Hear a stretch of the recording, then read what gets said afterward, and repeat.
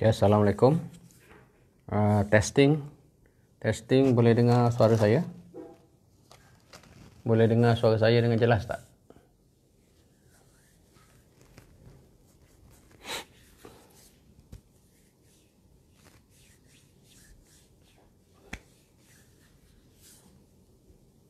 Okay, terima kasih. Before we begin our lecture this morning, saya nak remind sekali lagi, semua ada calculator, financial calculator. Sebab pagi ni kita nak akan gunakan financial calculator B2 Plus. Semua orang saya rasa sama je, kita semua gunakan financial calculator B2 Plus, model B2 Plus. Texas Instruments. Ya. Kalau ada orang tanya, boleh tak guna financial calculator model lain? Kalau guna model lain tu, dia punya cara nak key in input apa semua lain lah, kan? Kena belajar cara lain lah pula. Jadi untuk kelas kita ni, saya rasa semua orang, kita memang ada kontrak dah dengan Texas Instruments ni. Kita semua pakai B2 Plus, ya. Jadi semalam, saya ingat kita boleh mulakan lecture kita ni ataupun nak tunggu dah 8.30 dah kan.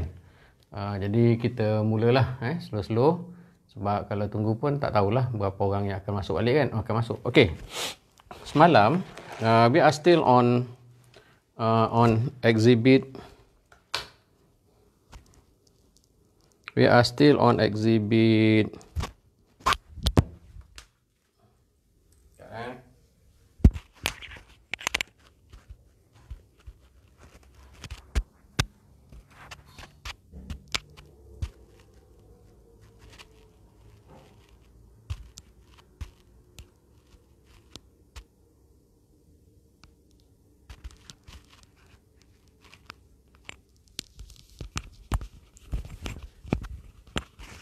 Sekejap ya, sebab wire ni berpintal pula. Nanti takut putus. Sekejap.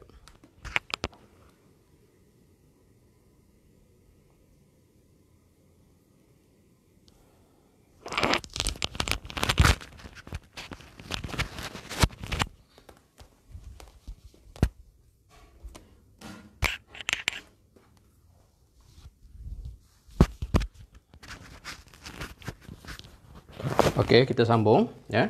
Kita sambung dengan exhibit 8.4 semalam ya.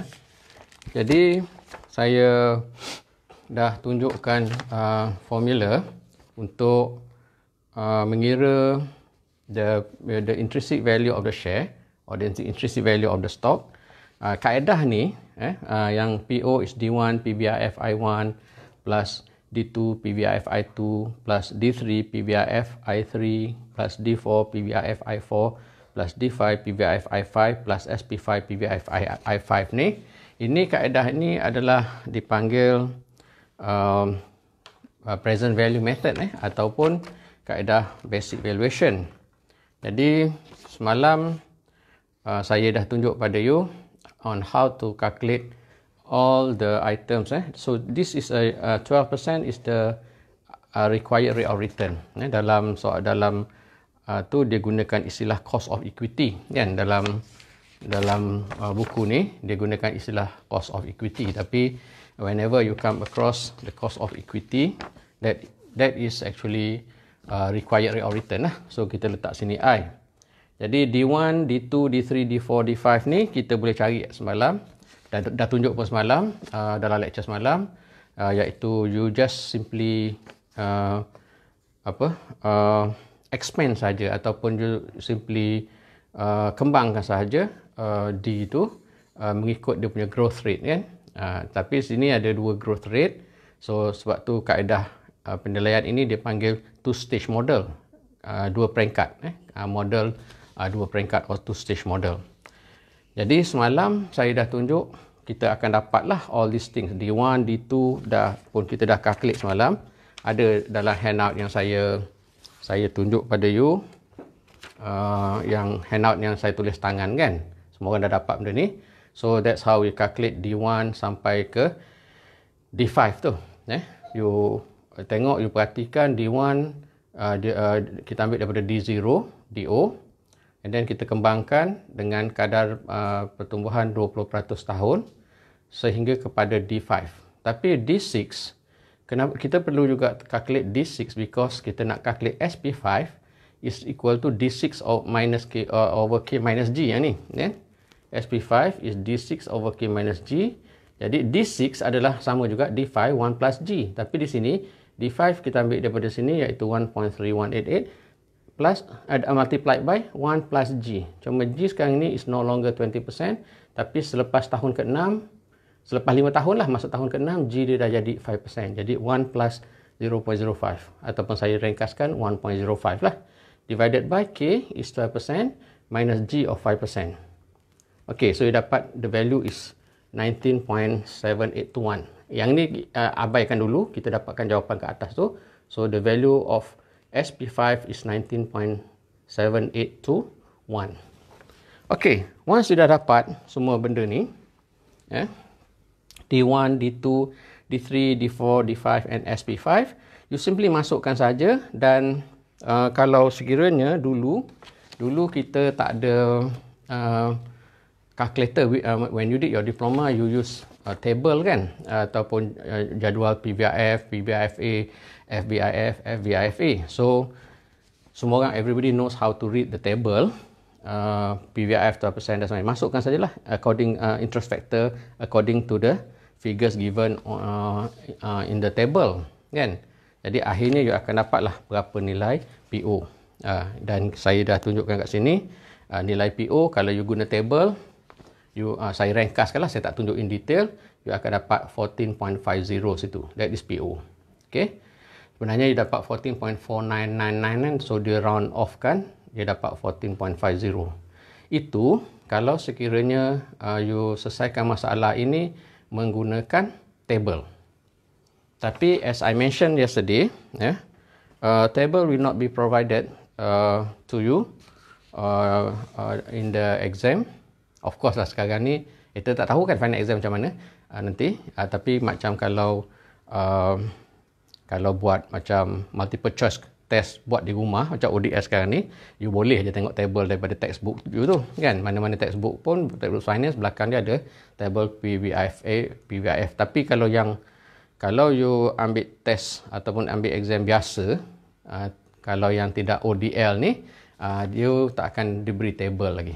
Jadi you kena selesaikan masalah ini menggunakan financial calculator. So this morning I'm going to show you how to solve this problem or this equation using a financial calculator. Jadi bawa keluar semua you punya financial calculator. So saya akan demonstrate lah on how to use the financial calculator. Okay. So kita akan pergi slow dan hopefully you boleh follow lah. Siapa yang ikut lecture kita ni, 5 orang ni, boleh follow. Tapi later on kalau you tak boleh follow pun, you simply boleh tengok balik lah video tu semula kan, video rakaman lecture ni. Okay, macam biasa, this is the calculator. You onkan dia, and you akan dapat you onkan dia.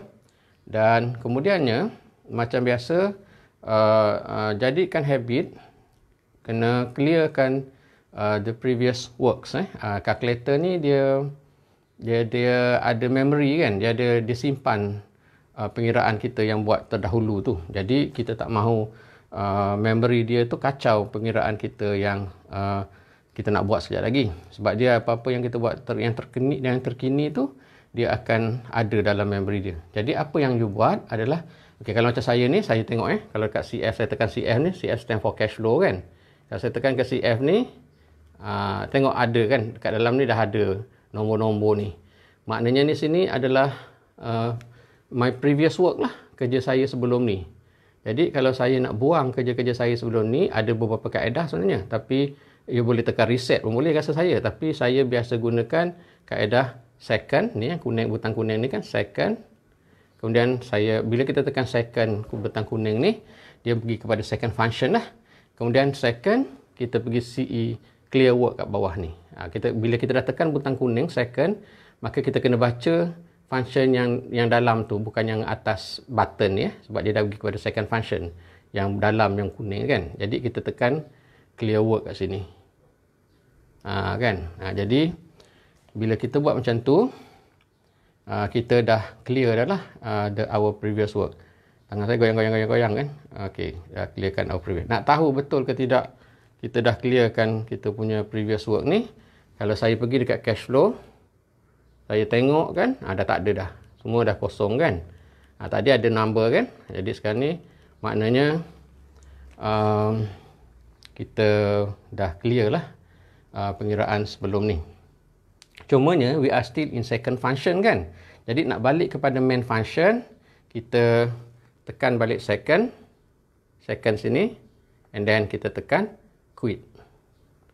Maka dia dah pergi kepada function biasa. Goyang-goyang lah tangan saya ni. Jadi you tengok pun nanti mata you goyang-goyang juga. Tangan saya ni goyang-goyang, tangan orang tak tegak. Okey. Kan? Okey. Macam mana saya tak nak buat supaya dia bergoyang-goyang ni. Dia tengok pada kepala awak pun pening bila tengok goyang-goyang. Okey, lepas daripada tu saya nak tunjukkan pada you macam mana nak key in kan. Ni how do we key in kan nombor-nombor ni D1, D2, D3, D4, D5 and SP5 ni. Walaupun kita dah calculate kan semua ni, cuma kita nak key in dan kita nak selesaikan masalah ini gunakan financial calculator kan. Jadi semua orang semua boleh follow hopefully semua orang boleh follow. So sekarang ni minta maaf lah tangan saya ni goyang-goyang ni. You pergi kepada CF, tekan pada CF function, you akan nampak CF is equal to 0.0000 kan. Lepas itu CF0 you hanya tekan enter saja. Lepas nampak CF0 is 0.0000, you tekan enter. Tekan enter and then you tekan anak panah ni ke bawah. Anak panah ke bawah. Dia akan nampak C1. Dia akan nampak C1 is 0.0000 ni. C1, you masukkan D1. Lenguh pula saya pegang macam ni. Macam mana saya nak buat ni? Okey, you masukkan D1. D1 is 0.6360. So, 0.6360. So, that is D1. C1 tu adalah D1 and then you tekan enter. Dan dia akan tulis, you tekan enter, and then you tekan arrow ke bawah, balik semula, and then dia akan tulis F01. F01 stands for frequency. Frequency means berapa kali cash flow tadi berlaku. Berapa kali cash flow 0.6360 itu berlaku. Jadi kalau kita tengok dividen yang 0.6030 ni sekali je kan. Dia dah set dah by default is sekali. So you tekan enter. You tekan enter Tekan enter. Then dia tekan arrow ke bawah. Arrow ke bawah. C2 you masukkan D2. So tengok dalam kita dah calculate D2 is 0.7632. So 0.7632. Okay, so that would be D2. D2 is C2 is equal to D2 0.7632. Repeat the same process. Tekan arrow ke bawah. Dan dia tanya F2 frekuensi berapa kali? Sekali je kan. So by default sekali aja dah. So kita tekan enter. Tekan enter. Tekan enter. Saya salah apa jadi error pula. Nanti saya back pula. Sekejap. Saya kena pause sekejap. Kenapa saya silap tekan kot? Second nanti. Okay, you boleh pause kat tadi tu lah. Saya kena repeat balik semula. So CF0, you tekan enter. And then tekan ke bawah. C1 masukkan D1 iaitu 0.6360. Ini semua you dah buat tadi. 0.6360. And then you tekan enter. Then frekuensi 1. You tekan enter. And then C2 masukkan D2. D2 is 0.7632. 0.7632. situ, and then tekan enter, tekan arrow ke bawah. Okey, sekat sini silap tadi agaknya, mungkin saya silap kat mana tahu. Dekat F2 by default 1 kan. Ni D2 ni. By default 1, you tekan enter. And then you tekan arrow ke bawah. C3 dia masukkan D3. C3 you masukkan D3. D3 is 0.9158, 0.9158. So this is D3. C3 is 0.9158. Macam biasa you tekan enter, tekan arrow ke bawah. Frekuensi 1, tekan enter. And then turun ke bawah C4. C4 masukkan D4. D4 is 1.0990. 1.0990. Okay, so this is C4 ataupun D4, 1.0990, tekan enter. Tekan arrow ke bawah. Frekuensi pun D4 adalah sekali saja kan? So masukkan enter. Tekan enter. Okey, turun arrow ke bawah lagi. C5. Okey, C5 ni dia ada tricky sikit. C5 kalau kita kira adalah D5 lah. Kalau ikutkan tadi kaedah tadi, C1 adalah D1, C2 adalah D2, C3 adalah D3, C4 adalah D4. So kalau ikut logiknya C5 adalah D5. Tapi kat sini C5, kalau perhatikan yang ni hari semalam saya tunjuk kepada you. Kalau you tengok di sini, D5 and SP5 dia share the same interest factor.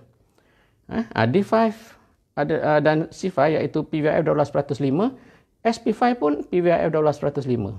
Tengok, D5 is PVIF 12/5, SP5 pun PVIF 12/5. So untuk C5 you kena gabungkan, combinekan nilai D5 and SP5. Untuk C5 ni you kena gabungkan nilai D5 and SP5. Sebab tu saya tunjuk kat sini, ya.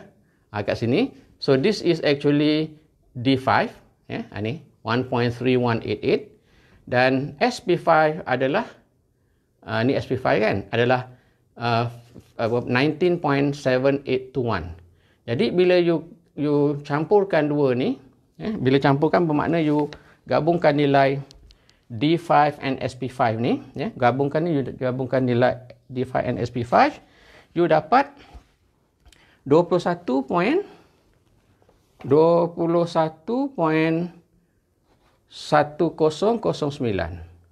Jadi C5 you letakkan 21.1009 kat sini.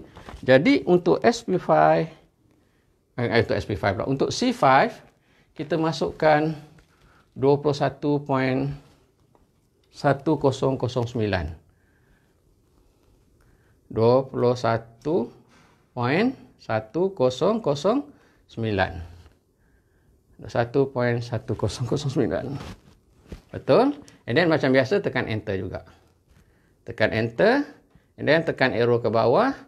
Dia tanya frekuensi. Frekuensi 1. So tekan enter. Jadi sekarang ni kita dah masukkan ke semua all the cash flows yang required.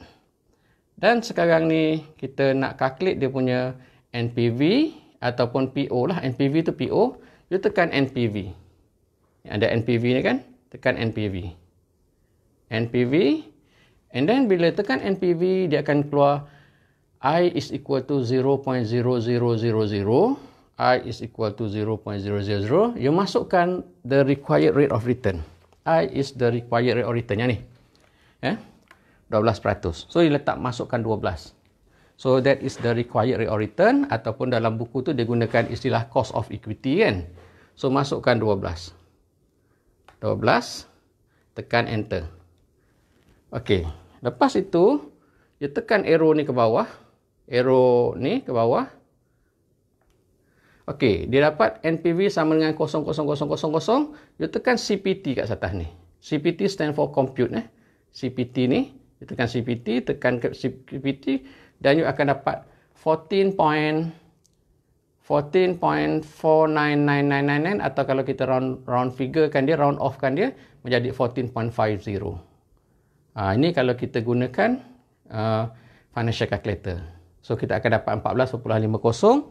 Sama juga jawapan dia kalau sekiranya kita menggunakan time value of money table. 14.50. Ni. Kan? Sama. Cuma dekat sini kita gunakan financial calculator. Jadi tadi ada sedikit hiccup tadi, ada masalah sikit tadi masa saya masuk D2 tu, silap mana hanya saya tekan terkeluar pula error message. Jadi silap kat situ je lah. Tapi you nanti boleh undur balik tengok video ni dan cuba buat. Kalau you tak boleh follow masa lecture ni pun, nanti ada recording kan, you boleh tengok. Ada apa-apa soalan tak setakat ni? So that's how you calculate the intrinsic value of the stock or the intrinsic value of the share using the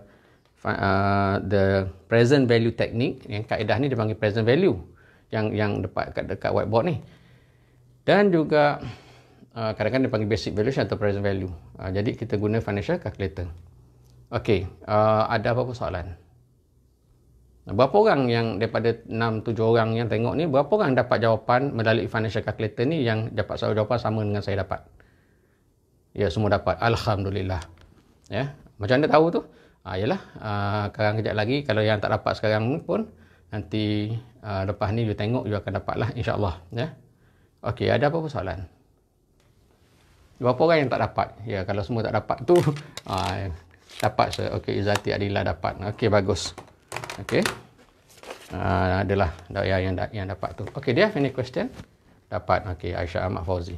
Okey, ada apa-apa soalan tak tentang ni? Do you have any question? Okey.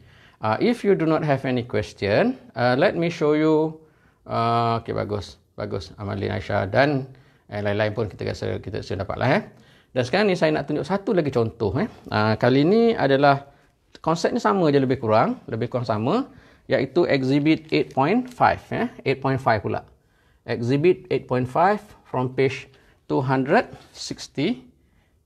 Page 265. Page 265. Okey. Saya tak bagi you page sebelum tu kan.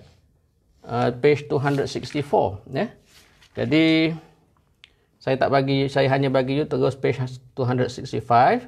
Jadi dekat sini ada satu maklumat on page 264 yang you kena tahu, iaitu required rate of return sajalah. Required rate of return adalah 14%. Itu kalau saya scan pada hari itu, maklumat yang you hanya perlu peroleh daripada page 264 adalah required rate of return 14%. Jadi cerita dia ni kan, kita erase yang ni ya. Kita erase yang ni.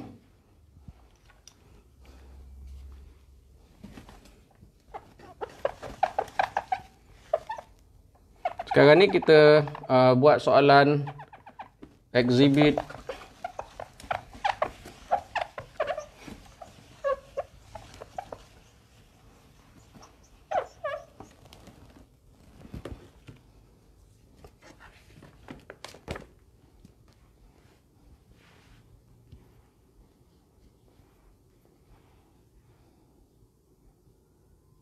Okey. Saya tak untuk membuat soalan on page 265 ataupun exhibit 8.5 page 265 kan, ada oleh kerana siapa yang ada textbook boleh bacalah daripada textbook. Tetapi siapa yang tak ada textbook, saya bacakan maklumat yang you tak dapat lah daripada muka surat 264 lagi sebenarnya. Saya cerita dia begini, syarikat ni nama dia adalah syarikat nama apa tak penting kan. So dia kata, let us imagine, ini page 264 yang you tak dapat. As another example, let us imagine that an analyst expects a company to pay $1 dividend next year. Okay, $1 dividend next year, that would be D1 lah. D1. Saya berat benda ni, saya kena, mana yang saya fotokopi hari tu. Ni senang sikit ni. Ni kalau yang ni ringan dah kan. Berat. Lengur tangan nak pegang. So yang ni kita sekarang ni tengah membincangkan exhibit 8.5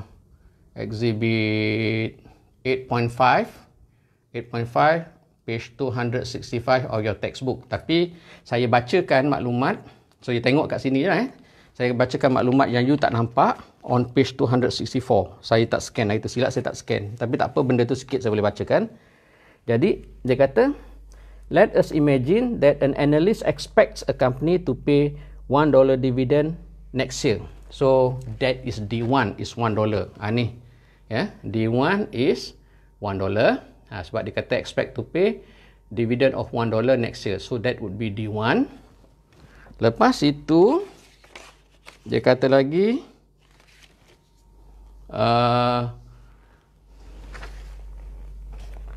and this dividend will grow at 10% per year for 2 more years. Bermaksud D2 and D3 lah akan jadi daripada RM1 dia akan jadi, so kalau kita nak kira D2 and D3, saya dah tunjukkan sebenarnya di sini dalam handout yang saya bagi tulis tangan ya. Yang saya tulis tangan ni, semua orang ada dah dapat. So D1 is $1. So D2 and D3 dia berkembang pada kadar 10% untuk next 2 years. Dia kata maknanya D2 and D3 adalah RM1.10 sebab 1 plus G, 1 plus 1.01, and D3 adalah D2 darat dengan 1 plus G lagi. So kita tengok dekat sini. So D1 is 1, D2 is 1 darat dengan 1 plus G, 110, D3 is 110, dan 110 D2 lah kan, masuk ke sini 1 plus G, so dapat 1.21. So kita dapat D1, D2, D3. ok, lepas itu dia kata and this dividend, okay, after year 3 the dividend will grow at 4% per year. Macam saya kata, kalau two stage model dia akan mesti ada dia akan ada 2G lah, dia kena ada sekurang-kurangnya 2G, kadang-kadang 3. Tapi macam saya kata, kalau previous edition of the textbook dia bagi sampai 4G kan, jadi semua confusing lah. Tapi buku ni dia dah permudahkan, edisi yang terkini dia permudahkan, dia hanya bagi setakat ada 2G saja. Okay? Jadi ada G yang seterusnya adalah berkembang pada kadar 4%. Lepas daripada itu, mula-mula D2 dan D3 10%, tapi selepas 3 tahun dia berkembang pada kadar 4%. Jadi nak kira D4 adalah 1.1 darat dengan 1 campur 0.04 tu. Saya tak nampak sangat tulisan saya kan. 1.1 multiplied by 1 plus 0.04. So dia dapat 1.2584 tu. 1.25. Kenapa perlunya kita calculate D4? Because we need to calculate SP3 nanti. Ya, okay, sini nanti. Macam tadi juga. So kita kena calculate SP3 is D4 over K minus G. Jadi kita ambil figure D4 dekat atas tu 1.2584 dibahagi dengan K minus G. Okay, yang ini dia punya formula dia begini ya. Formula dia adalah PO is equal to D1 PVIF. Required rate of return adalah 14%. Ini diberitahu dalam muka surat 264 previous page yang you tak nampak kan. So 14% 1 plus D2 PVIF 14% 2 plus D3 PVIF 14% 3. Selepas itu dia berkembang pada kadar yang tetap pada kadar, lepas daripada itu dia berkembang pada kadar yang berbeza iaitu 4% kan. So SP3 PVIF 14% 3. Dia begitu. So you solve this problem D1, D2, D3 dan you solve for SP3 and then you dapatlah jawapan dia. Saya dah tunjukkan dekat sini penerangan dia. Ya, so dekat sini D1 dah calculate dah. D1 tak payah calculate, dia bagi dah. Yang ni sebab apa kita kata D1? Sebab dia kata dalam ayat tu, dia kata dalam ayat yang you tak nampak lah, muka surat 264, dia kata let us imagine that an analyst expects a company to pay $1 dividend. Expects a company, menjangka syarikat. Ingat hari tu saya bagi tahu pada you petua on how to differentiate between DO and D1 kan. Kalau macam dia kata expects to pay, so that would be D1 lah, sebab benda tu tak berlaku lagi. That is the reason why $1 adalah D1. Sebab membaca ayat dalam muka surat 264 yang you tak nampak tu, saya bacakan. Dia kata, let us imagine that an analyst expects a company to pay $1 dividend. A company expects to pay a $1 dividend. So that would be D1. Yang lain ikut je lah. D2, D3 tu. Okay. Sekarang ini, kita dah dapat D1 sampai D3 and D4. D4 tujuan dia adalah untuk kita calculate SP3 tu kat bawah kan. Jadi, kita dapat SP3 is 12.5840. So, kita dah tahu semua ni. Sini kita dah tahu, sini kita dah tahu, sini kita dah tahu dan sini juga kita dah tahu. So, kita boleh selesaikan masalah ini sama ada menggunakan table, time value of money table. Yang ni saya tak tunjuk lah. I do not demonstrate in this lecture. Sebab I assume everybody knows how to refer to the table, which table to refer to. So yang ni tak ada masalah. Okay. Cumanya kita cuba buat pula soalan ini menggunakan financial calculator ya. Okay, dapat tak jawapan yang sama? Okay, let us start. Macam biasa, you on kan you punya financial calculator. You on kan you punya financial calculator. Okay. Tekan CF. Dan saya selalu main-main gini kan. Jadi ada nombor kat dalam tu. Biasanya kalau saya tekan CF kat 0 saja, saya buat second clear word, second quit kan, masih lagi nombor tu kekal tu ada tau. Jadi tak tahulah kalkulator you macam mana. Kalau kalkulator saya ni dia kena duduk dekat lain daripada C0. Dia kena duduk kat F1 ke atau mana-mana. Yang ni baru saya boleh clearkan previous work by pushing the second clear work, second quit. Kan? Second clear work, second quit. Okey. Kena test lah ada lagi ke tidak dalam memory kerja-kerja yang terdahulu tu. So kita tekan ni. Tak ada dah kan? Semua dah kosong. Semua dah clear dah. Tak ada dah. So confirm dah lah. Previous work has been cleared. Kan? So sekarang ni kita nak cuba selesaikan soalan exhibit 8.5 ni, page 265. Using the financial calculator. Okay, using the financial calculator. Okay, first you go to CF0. Macam ni tekan CF0, CF. CF tekan CF, dia akan keluarlah by default, dia akan keluar CF0. And then you tekan enter. And then you tekan arrow ke bawah. Okay, C1 you masukkan D1. Tadi kita dah calculate D1, bukan calculate, D1 ni kita dah diberitahu. D1 kita tak calculate sebab dia dah bagi tahu expects to pay tadi kan. So D1 adalah $1. So masukkan $1. D1 is $1. And then you tekan enter. And then you tekan arrow ke bawah. Dia akan akan tulis frekuensi by default 1. Jadi $1 tu sekali je berlaku kan. Frekuensi sekali. Jadi kita sahkanlah apa yang tulis, tekan enter. And then kita tekan arrow ke bawah. Dia minta C2. C2 kita masukkan D2. D2 is 110 kan. D2 adalah 110. Jadi masukkan 110. 1.10. Tekan enter. Macam biasa tekan enter. Tekan arrow ke bawah. Frekuensi adalah 1. Tekan enter. Okey, tekan lagi arrow ke bawah. Untuk C3, macam saya kata tadi, sama juga macam tadi punya contoh lah. C3, you have to combine the value of D3 and SP3. Why do you have to combine the value of D3 and SP3? Because both have the same interest factor kan. 14% 3, 14% 3. Jadi nak dapatkan C3 adalah you campurkan nilai D3 dan juga SP3. Yang ini yang saya buat tu dekat bawah ni kan. SP3 and D3 ni dekat bawah ni saya tunjuk. This is SP3, SP3 12.5840 and D3 adalah 1.21.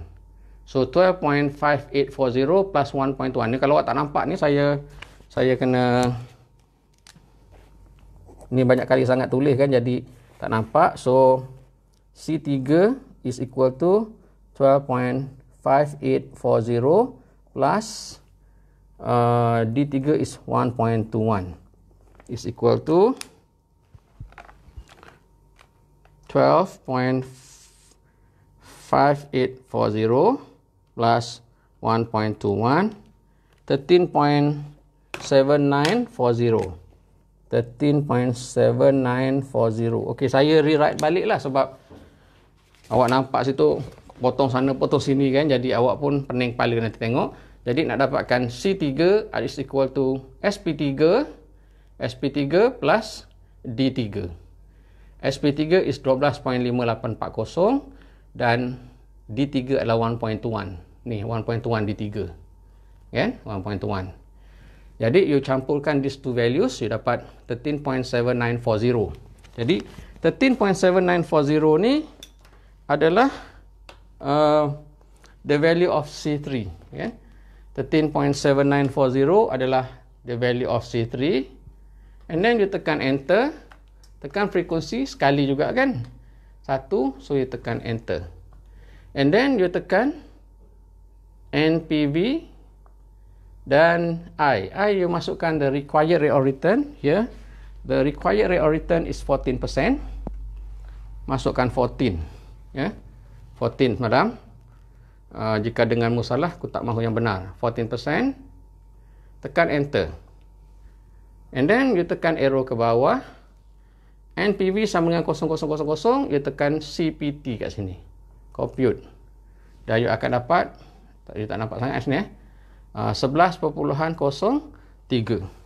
You akan dapat 11.03. So that would be the value of the share. 11.03 ataupun $11.03. Sama juga dengan answer scheme yang answer scheme pula dalam textbook kita ni. 11.03.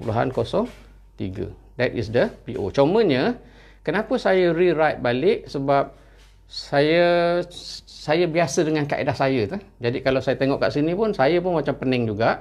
Dia sebenarnya sama je. Cumanya dia tunjukkan macam ni. Tetapi kalau whichever method yang you rasa selesa you nak ikut, boleh. Tapi yang paling penting, what is more important is you'll get the same answer, which is 11.03. Macam saya, sebab saya dah terbiasa dengan kaedah saya guna, jadi saya lebih prefer macam saya buat yang saya tunjuk pada you all tadi lah. Kan? So that is 11.03. Okay. So sebenarnya kalau you tak silap tekan calculator button tu, you akan dapat jawapan yang sama. Okay. Itu dah dua contoh dah.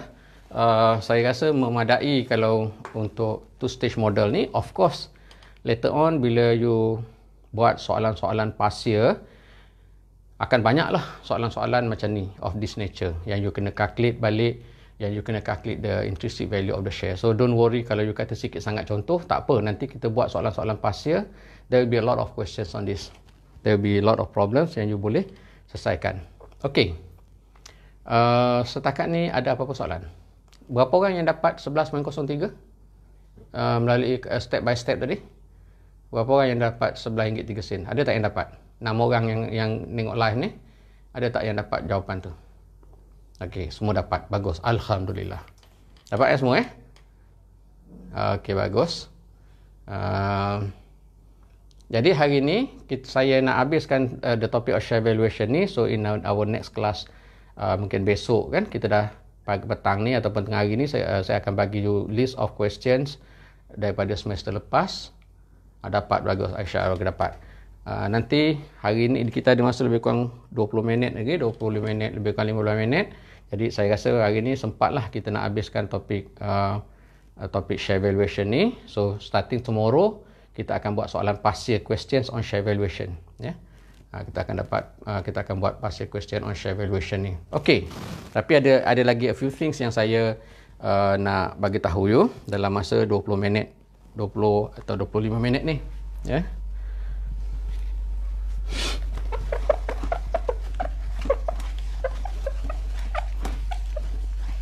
if I were to rewrite back, kalau saya tulis mulalah share valuation techniques ni, ya. Share valuation techniques ni ada 4 kan. Iaitu present value, kemudian kita ada constant growth,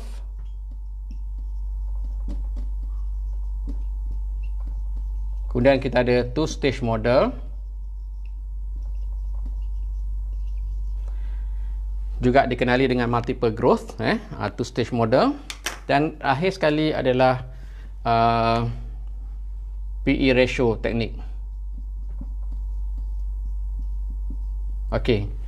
Walaupun semalam saya cadangnya, saya kata saya tak nak ajar pasal present value. Sebab saya kata dalam buku ni pun tak sentuh lah pasal present value. Rupanya tak boleh juga. Sebab apa? Sebab bila kita buat two stage model, kita kena gunakan juga present value model. Jadi saya secara tak langsung saya sentuh jugalah present value model yang bila kita buat exhibit 8.4 and 8.5 tadi, dan juga semalam kan, itu kita sebenarnya dah masuk juga on present value. So we are done with this present value method. Constant growth saya dah ajar juga semalam, so we are done with this. And two stage model juga kita dah selesaikan, ya. Dah selesaikan juga. Jadi ada satu lagi yang belum, iaitu PE ratio, ya. PE ratio teknik. Tapi before I go into the last technique ni, the last technique of share valuation, saya nak cerita sikit lah ini tentang G ataupun growth rate, ya. Biasanya kalau dalam periksa atau dalam test, the growth rate is given to us. Jadi all you need to do is just masukkan saja growth rate yang diberi pada kita tu dan ke dalam formula, and then you solve the formula. So tak ada masalah lah, tak ada masalah. Tapi sometimes you are asked to calculate the growth rate. Dia tak bagi kita growth rate, tapi dia bagi kita maklumat lain, di mana daripada maklumat yang diberi tu kita kena calculate growth rate. Jadi ada formula untuk growth rate. Yang ni saya nak bagi tahu just in case kalau growth rate ataupun kadar pertumbuhan dividen tidak diberitahu, di mana formula dia adalah G is equal to RR darab dengan ROE. Okey, apa itu RR? RR stand for retention rate. RR adalah retention rate.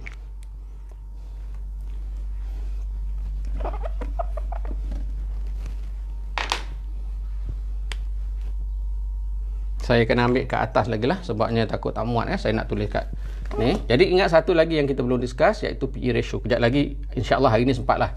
Sebab PE ratio ni sekejap sangat je kalau kita nak discuss.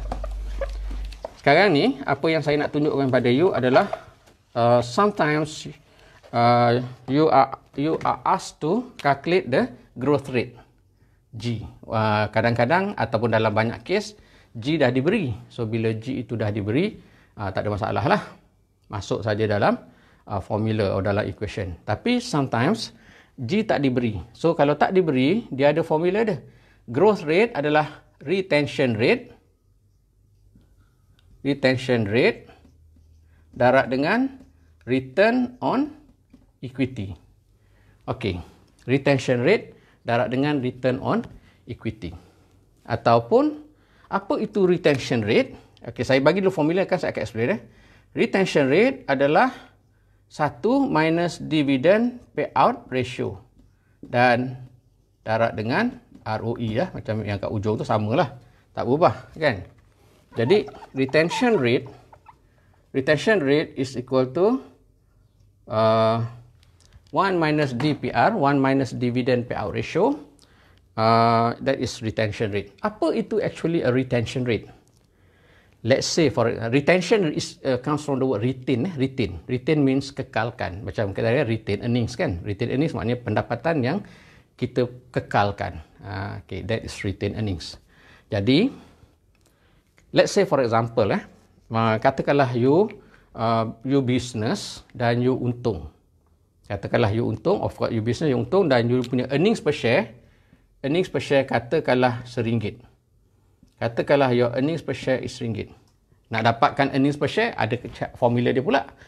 net earnings per share adalah net income divided by number of shares. Atau panjang pula dia punya cerita kan. Tetapi kalau kita start dengan diberi earnings per share RM1, senanglah. So earnings per share is, kalau tak diberi, dia bagi kita maklumat lain pula, net income over number of shares, kita boleh we can calculate earnings per share. Tapi kalau dipendekkan, dia bagi kita earnings per share RM1. It means that for each share held by an investor, company untuk RM1. Katakanlah company has decided to pay 20% dividend ataupun dividend payout ratio of 20%. Maksudnya bagi setiap RM1 yang company untung, dia nak bayar dividen 20 sen. Jadi kalau dia bayar dividen 20 sen,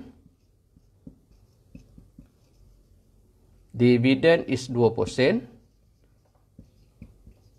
maka yang 80 sen lagi dia, so kalau dividen 20 sen daripada RM1, maka dividen payout ratio adalah 20 sen daripada RM1, iaitu 80% kan? 80% tak, 20%. 80% lah, 20%. 20%. Dia bayar dividen 20 sen daripada RM1 adalah 20%. 20 sen dia bayar bagi setiap RM1 keuntungan. Jadi yang baki itu adalah 80 sen kan? Jadi 80 sen itu yang dikekalkan oleh syarikat untuk penjagaan tahun depan. Sebab keuntungan ni bukan semua dia bayar pada shareholders in the form of dividend. Sebab some of the profit dia akan simpan untuk digunakan sebagai modal dalam bisnes tahun depan pula. Jadi kalau kita tengok di sini, maka kalau kita tengok 1 minus DPR, dalam kes ini DPR adalah 20 sen ataupun 20%, maka kita akan dapat 1 minus DPR adalah 80%. So retention rate adalah 80%. Retention rate adalah 0.80. 1 tolak 0.20. Saya harap you dapat fahamlah konsep retention rate ni. Maknanya kalau dia bayar dividen 20%, 80% lagi disimpan. So peratusan yang disimpan itu dipanggil retention rate. Okay. So ini saya kena bagi tahu because some of the questions you tak diberi G secara tepat. You kena cari. So ini cara kita nak cari G, Kalau perlulah, kalau sekiranya kita tak diberi G or growth rate itu secara lebih tepat, secara tepat. Okay. Now we back to our discussion on share valuation. The last technique of share valuation adalah dipanggil PE ratio technique. Yang keempat kan, iaitu PE ratio. Sebenarnya PE ratio technique ini dia falls under relative valuation technique. Jadi kalau you jumpa perkataan relative valuation technique ni, relative valuation technique ni dia ada banyak tau. Ada banyaklah teknik-teknik yang di bawah relative valuation technique, tapi kita tak nak sentuh semua. Cuma kita ambil satu saja, iaitu PE ratio technique. Dia ada banyak lagi teknik-teknik lain yang di bawah kategori relative valuation technique. Dalam textbook ni adalah macam-macam teknik. Tapi saya tak sentuh teknik-teknik lain kerana kita hanya berminat dengan apa yang akan ditanya dalam peksa lah. Kalau kita kena ada juga sempadan ilmu yang kita kena cerita pada pelajar, sebab kalau tidak nanti pelajar akan rasa kecewa. Belajar macam-macam tapi tak tanya dalam peksa. Jadi kita ada syllabus, jadi kita stick dengan syllabus tu. Okey. Relative valuation technique ni jangan pula awak terjemahkan dalam bahasa Melayu teknik penilaian saudara mara. Mentang-mentang lah relative tu ya awak faham. So, I have relatives in Kuala Lumpur katakan. I have relatives in Pakar Melerek. Meketil tu yang COVID-19 punya cluster Meketil. Meketil ni duduk di area Pakar Melerek Machang. Kan? Jadi sekarang ni makin lama makin dekat dengan rumah saya ni. Jadi saya pun takut sebab semalam masuk dalam banyaklah orang share dalam social media, surat khabar dan sebagainya, dalam internet sebagainya, di mana pada 15 hari bulan ada wedding di Kampung Cengar. Kampung Cengar dengan rumah saya ni kalau drive kereta I think less than 10 minutes lah. Kurang daripada 10 minit. Saya duduk di Pasir Tumbuh, Kampung Cengar ni dekat area Peringat tu je. Jadi makin lama seolah-olah macam benda tu makin dekat dan kita makin got so scared lah.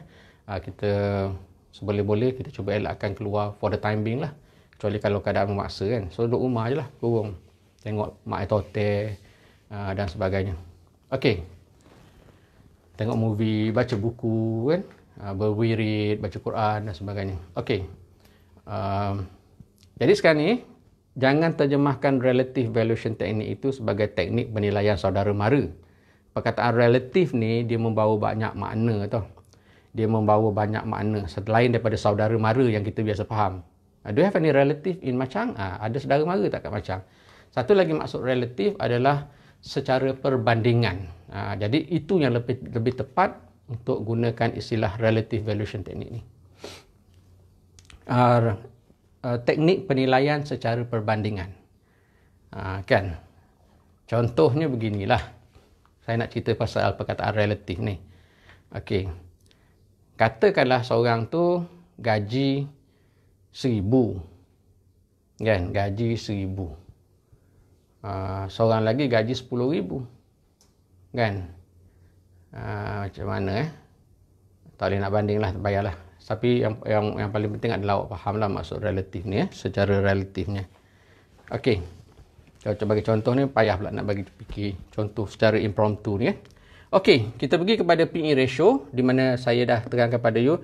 PE ratio adalah dia falls under relative valuation technique, dan relative valuation technique ni ada banyak teknik tapi kita hanya tumpu pada PE ratio.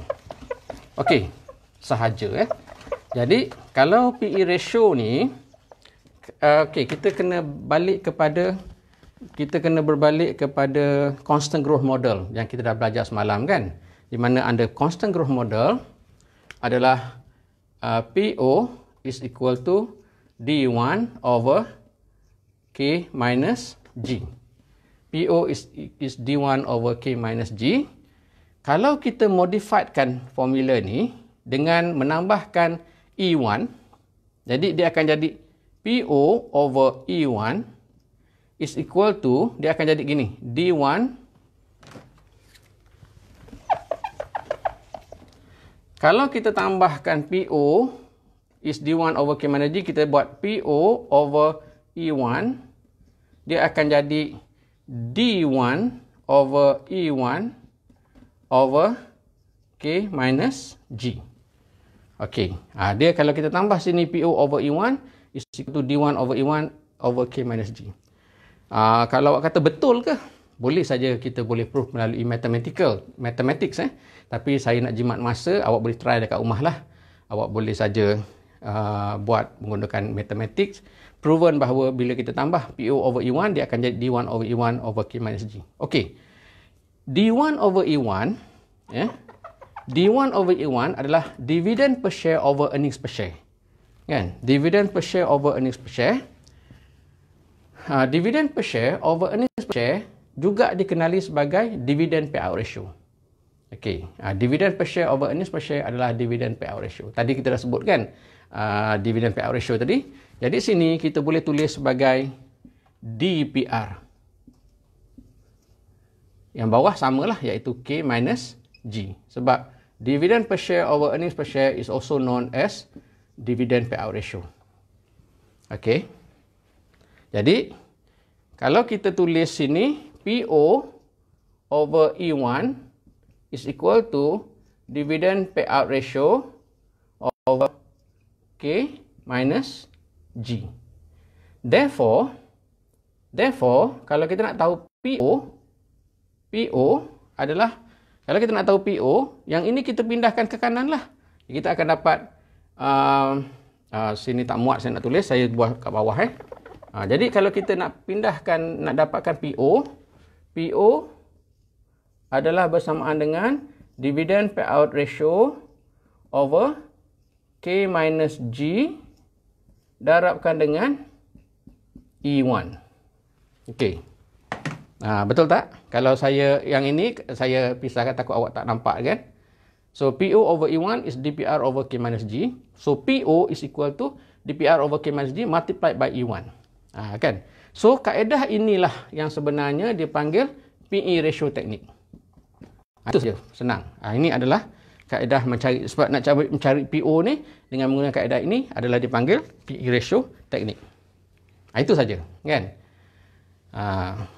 So satu lagi kaedah untuk mencari the intrinsic value of the share. So kaedah ini dipanggil kaedah relative valuation technique. Okey.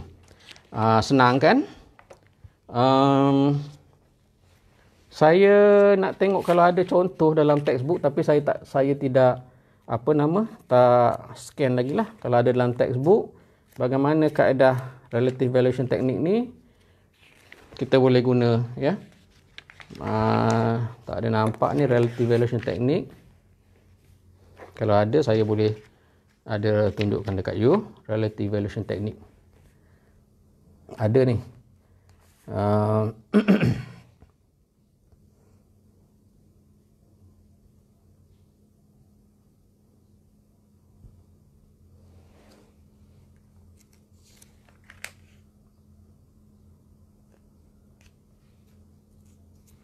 Tak apa, dia tak ada dah tunjuk contoh bertulis ni.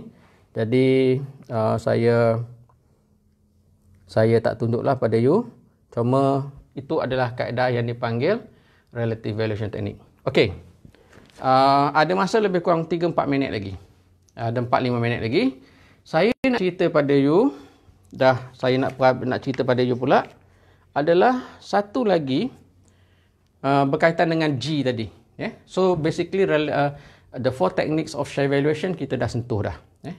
Kita dah sentuh, dan give me 5 more minutes untuk saya cerita pada you satu lagi konsep, iaitu dipanggil DuPont technique. Dulu dipanggil DuPont technique, tapi sekarang ni dia dah tak guna dah perkataan DuPont technique ni.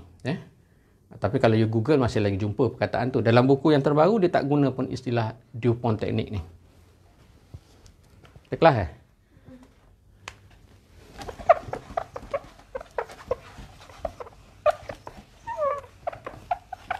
DuPont ni adalah nama syarikat pengeluar. Dulu dia pengeluar cat di Amerika.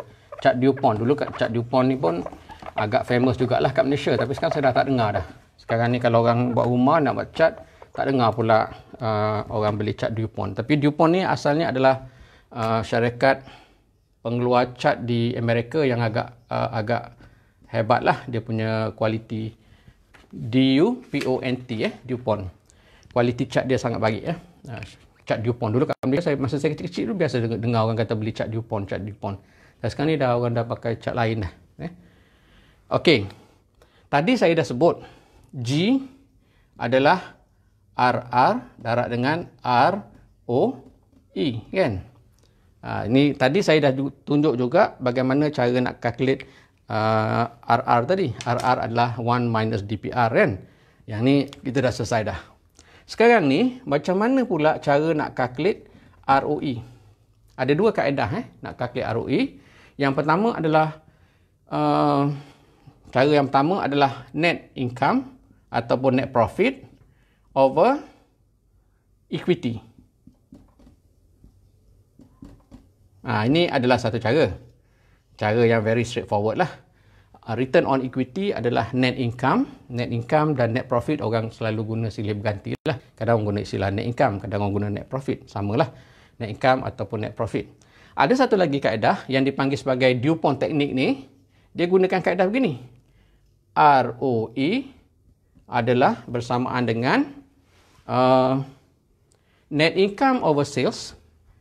Net income over sales darab dengan sales over total assets darab dengan total assets over equity.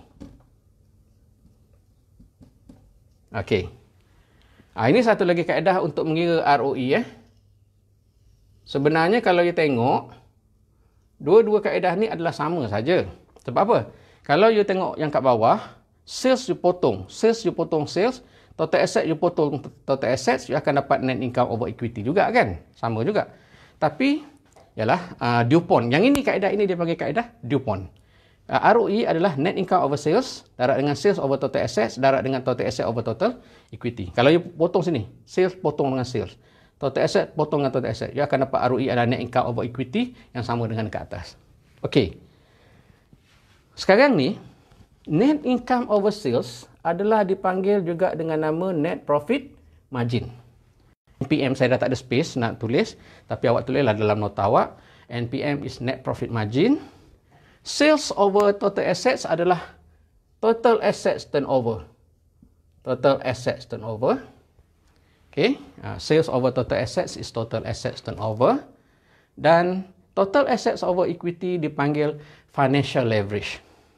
Total assets over equity dipanggil financial leverage.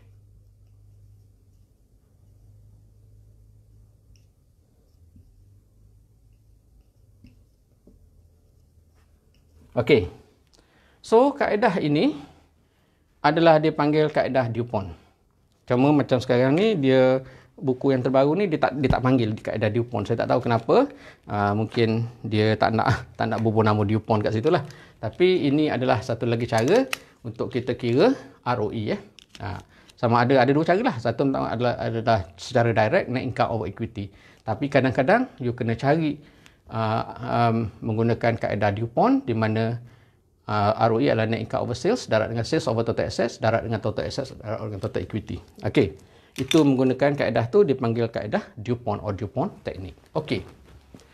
Saya rasa saya dah cover lebih kurang habis dah semua on share valuation.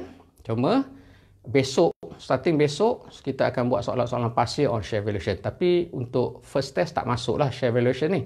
Dia akan masuk dalam second test. You refer pada list of topics yang masuk dalam test 1, test 2, test 3 tu kan. Okey. Cuma macam saya kata semalam, di mana before you sit for the first test, saya akan nak buat trial run dululah. Mungkin masa during this 6-day break ni kan, kita buat trial run sekali, tengok macam mana you boleh dapat some idea how the test will be conducted lah ya. Okey, ada apa-apa soalan? Kalau you tak ada soalan, maka kita akan stop di sini dan besok kita akan jumpa lagi lah macam biasa pukul 8.30 besok hari Selasa kan, 8.30 pagi, dan kita akan buat soalan-soalan pasir. Jadi kalau kata soalan-soalan tu yang mana satu, saya adalah hari ni jugalah, mungkin sekejap lagi petang-petang sikit ke tengah hari, saya akan senaraikan soalan-soalan pasir on share valuation ni. So you dah ada semua kan, you dah download semua past semester question at least 10 semester kan, FIN 552 dan FIN 661. Okay, so until see you again tomorrow. Assalamualaikum warahmatullahi wabarakatuh.